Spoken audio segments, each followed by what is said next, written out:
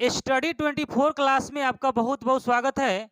आज के इस क्लास में हम लोग देखने वाले हैं धातु के क्रियाशीलता के बारे में। यह वीडियो आप लोगों के लिए बहुत महत्वपूर्ण है। इसको अगर अंत तक देखते हैं तो आपको मतलब कौन धातु अधिक क्रियाशील है और कौन धातु कम क्रियाशील है, इसको आपको इसी क्लास में याद करा दूंगा। मतलब पूछता है कि कौन सा धातु अधिक क्रियाशील है और कौन सा धातु कम क्रियाशील है। प्रश्न में ऐसे डायरेक्ट पूछे जाते हैं। पूछता है, चाहे ये भी पूछेगा कि लोहा से कॉपर अधिक क्रियाशील है कि कम क्रियाशील है। यानी अगर आपको धातु के क्रियाशीलता के बारे में पता है तो आप बता सकते हैं। तो यह वीडियो आप लोग के लिए बहुत महत्वपूर्ण है। इस वीडियो को देखने के बाद आपको अधिक क्रियाशीलता या कम क्रियाशील कौन धातु है आपको मतलब कहीं रटने की जरूरत नहीं पड़ेगी। इसी वीडियो में आपको याद हो जाएगा। एक ट्रिक के माध्यम से हम आपको याद कराने वाले हैं। ये आप जो देख रहे हैं, ये जो आप देख रहे हैं, ये पोटेशियम है। Potassium, calcium, sodium, magnesium, aluminium, zinc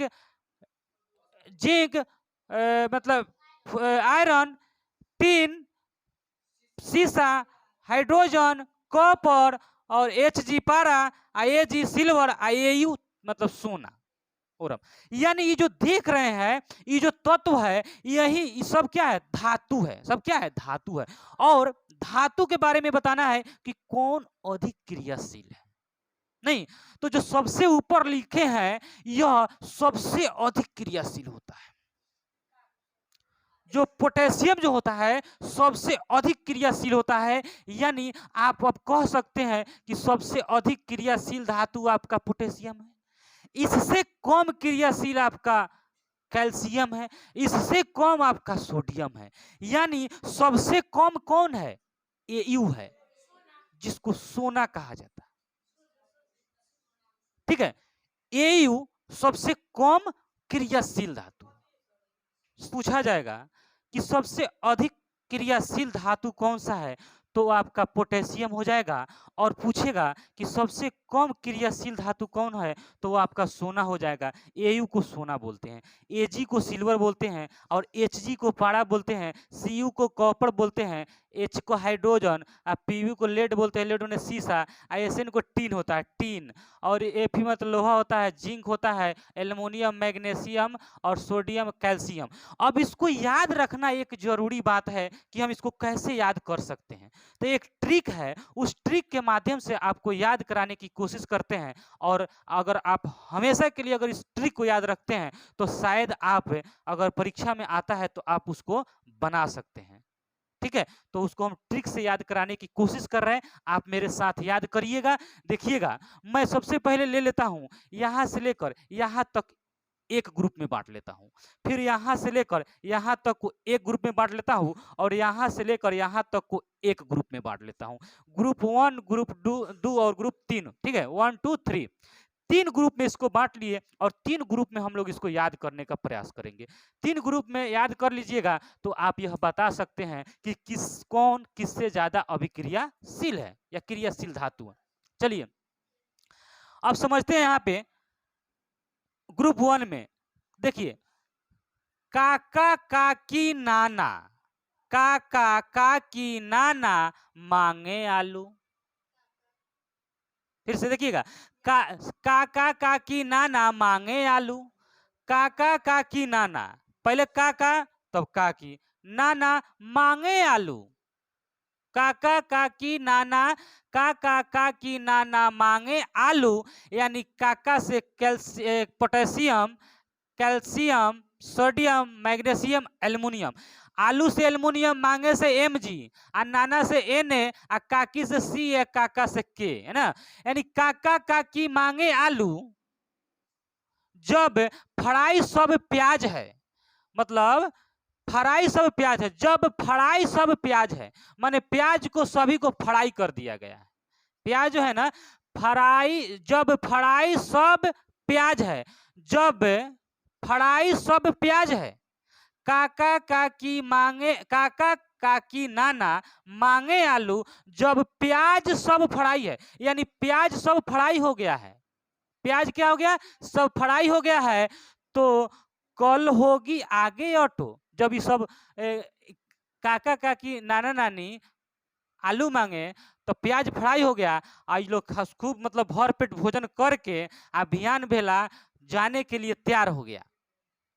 कहानी समझिए, ये जो है ना काका काकी नाना हमारे घर आए हुए थे। काका काकी नाना हमारे घर आए हुए थे और हमने क्या कर दिया, मतलब आलू मंगाया, प्याज मंगाया, सबका फ्राई कर दिया, खूब सब लोग को भोज खिलाया। बिहान वेला कहे कि आप लोग चले जाइए, तो जाने के लिए उनके पास कल उनके लिए ऑटो आगे, मतलब आगे ऑटो खड़ा हो जाएगा। तो वही बता रहे हैं कि काका काकी नाना मांगे आलू जब फ्राई हुई सब प्याज, कल होगी आगे ऑटो, मतलब कल आगे ऑटो होगी, उसमें वो लोग बैठ के चले जाएंगे। ठीक है, इस तरह से याद कर लीजिए। काका काकी नाना मांगे आलू जब फ्राई सब प्याज है, जब फ्राई सब प्याज है, कल होगी आगे ऑटो, कल होगी आगे ऑटो। याद हो गया होगा, कल होगी आगे ऑटो, कल होगी आगे ऑटो। जब फ्राई सब प्याज है, जब मतलब जिंक, फ्राई मतलब एफी, सब एसएन, प्याज पीबी और एच है। जब फ्राई सब प्याज है, जब फ्राई सब प्याज है, कल होगी आगे ऑटो, कल होगी आगे ऑटो। ऐसे देखिए, काका काकी नाना मांगे आलू, देखिए इसको नहीं देख रहे हैं। काका काकी नाना मांगे आलू, काका काकी नाना मांगे आलू जब फ्राई सब प्याज है, जब फ्राई सब प्याज है, कल होगी आगे ऑटो, कल होगी आगे ऑटो। इस ट्रिक के माध्यम से आपको ये मतलब एक तरह के याद रखना है। ऐसे अगर याद रख लेते हैं तो आपको सबसे अधिक क्रियाशील अगर धातु पूछेगा तो आप बता सकते हैं। अगर आपसे पूछा जाए तो फिर देखिएगा, यानी सबसे अधिक क्रियाशील कौन हो जाएगा? के हो जाएगा। उसके बाद सबसे, उसके बाद इस देखिए, इससे कम क्रियाशील ई है, इससे कम ई है, इससे कम ई है, इससे कम ई है, इससे कम ई है, इससे कम ई है, इससे कम ई है, इससे कम ई है, इससे कम ई है, इससे कम ई है, इससे कम ई है, इससे कम ई है, और इससे कम ई है। यानी समझिए सबसे कम ई है। लेकिन आपसे पूछा जाएगा कि मैग्नीशियम सोडियम से अधिक अभिक्रिया, सोडियम अधिक अभिक्रियाशील है कि मैग्नीशियम? तो सोडियम अधिक, यानी मैग्नीशियम से अधिक क्रियाशील कौन है? अच्छा, फिर पूछा जाएगा एल्युमिनियम से अधिक क्रियाशील कौन है? तो ऐसे पूछ देगा कि एल्युमिनियम से, पूछेगा प्रश्न, एल्युमिनियम से सबसे अधिक क्रियाशील धातु कौन है? एक में ऑप्शन आपको दे देगा, बताइएगा। ऑप्शन देखिएगा, एल्युमिनियम से पूछेगा प्रश्न, एल्युमिनियम से अधिक क्रियाशील धातु कौन है? एल्युमिनियम से अधिक अभिक्रियाशील, एक में दे देगा आपका मैग्नीशियम, एक में मैग्नीशियम दे देगा, दो में आपका दे देगा सोडियम, तीन में दे देगा कैल्शियम, और चार में दे देगा पोटेशियम। तो सुनिए हम क्या कहें, एल्युमिनियम से सबसे अधिक क्रियाशील कौन है? तो आपका आंसर के हो जाएगा। यानी एल्युमिनियम के बाद Mg है, लेकिन सबसे ज्यादा ही ना है, सबसे ज्यादा कौन है? लेकिन एल्युमिनियम के बाद मैग्नीशियम भी है। आपसे पूछेगा सुनिए, एल्युमिनियम से कम क्रियाशील कौन है? तो Zn हो जाएगा। इस तरह से हम लोग अगर डाटा याद रहेगा, इस तरह के सीरियल से अगर याद रखते हैं,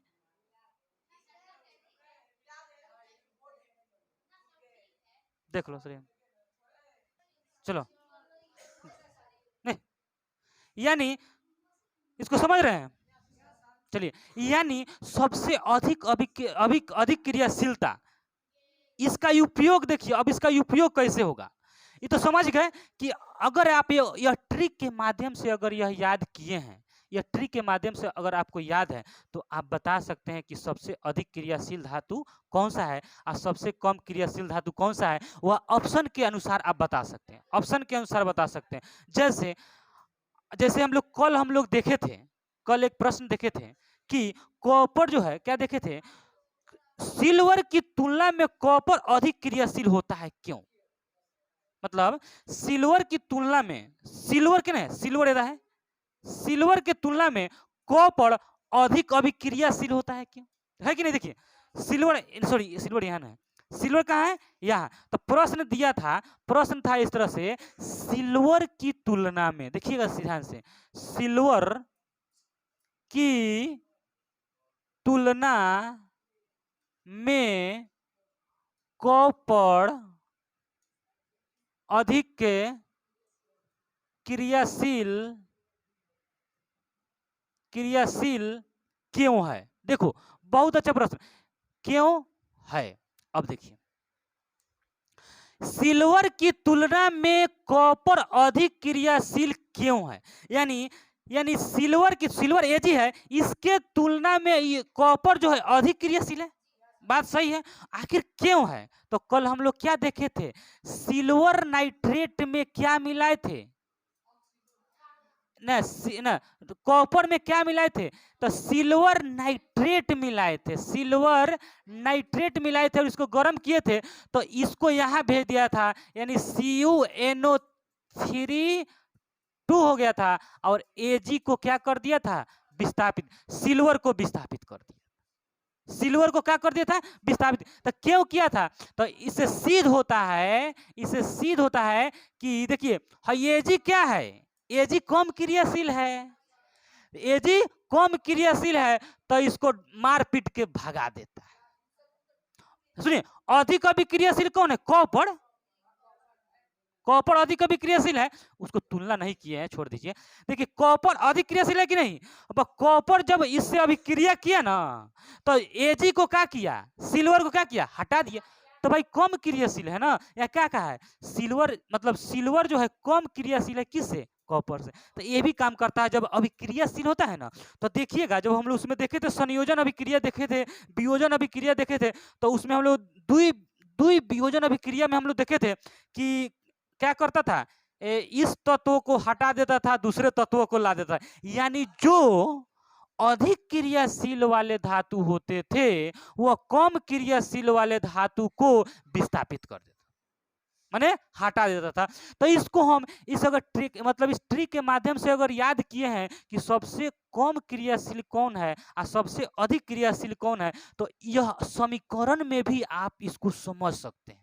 अब समीकरण में समझ रहे हैं कि नहीं? Ag जब मतलब कॉपर को सिल्वर नाइट्रेट के साथ जब मिलाया जा रहा है, तो Ag को विस्थापित कौन कर दे रहा है? कॉपर। क्यों कर रहा है? क्योंकि कॉपर सिल्वर से अधिक अभिक्रियाशील है, ज्यादा बड़ियार है, इसलिए इसको मार पीट के उधर भगा दे रहा है ना। इसलिए इसको हम लोग को याद रखना बड़ा जरूरी है कि नहीं?